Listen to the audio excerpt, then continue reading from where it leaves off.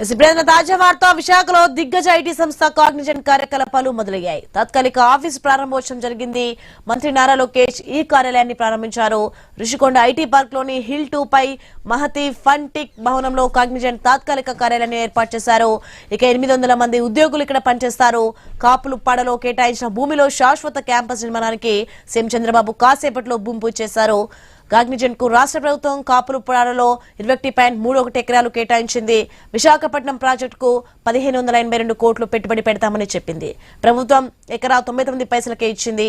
దశల వారీగా 8000 మందికి ఉద్యోగ అవకాశాలు కల్పిస్తామని కాగ్నిజెంట్ ఒప్పందం చేసుకుంది.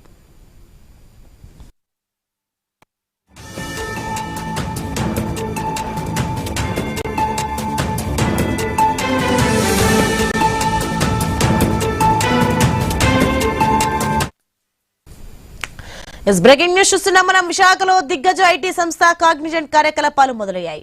తాత్కాలిక ఆఫీస్ ప్రారంభోత్సవం జరిగింది. ఇక మంత్రి నారా లోకేష్ ఈ కార్యాలయాన్ని ప్రారంభించారు. రుషికొండ ఐటీ పార్క్ లోని హిల్ 2 పై మహతి ఫిన్టిక్ భవనంలో కాగ్నిజెంట్ తాత్కాలిక కార్యాలయాన్ని ఏర్పాటు చేశారు. 800 మంది ఉద్యోగులు ఇక్కడ పనిచేస్తారు.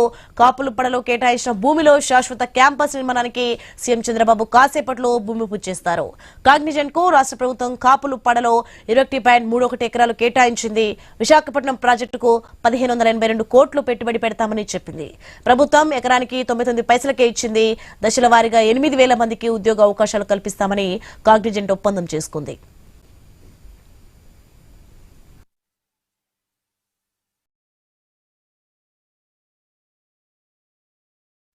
విశాఖలో దిగ్గజ ఐటీ సంస్థ కాగ్నిజెంట్ కార్యకలాపాలు మొదలయ్యాయి. రైతుకి ఇదే అంశానికి సంబంధించి మరింత సమాచారం మా ప్రతినిధి రాజు మరింత సమాచారం అందిస్తారు. రాజు, మొత్తానికి విశాఖలో కాగ్నిజెంట్ తాత్కాలిక ఆఫీస్ అయితే ప్రారంభం కానున్నట్లుగా తెలుస్తుంది. దీనికి సమ్ డీటెయిల్స్ ఏంటి?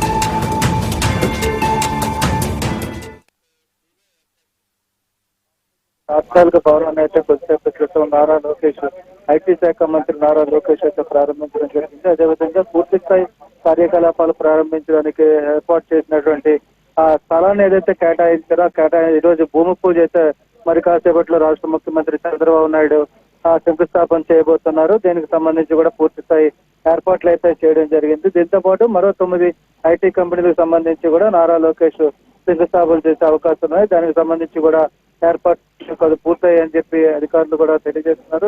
మరోవైపు ఐటీ రంగం అభివృద్ధితో పాటు విశాఖ ఎకనామికల్ కారిడార్ గా మార్చడానికి కూడా చేస్తున్నటువంటి ప్రయత్నాల్లో భాగంగా ఐటీ కంపెనీలు అయితే ఆహ్వానించడం జరిగింది. దాని ప్రకారం ఇటీవల చేస్తున్నటువంటి ఒప్పందాల నేపథ్యంలో మరికొన్ని కంపెనీలు విశాఖ వచ్చే అవకాశాలు ఉన్నట్టుగా తెలుస్తుంది.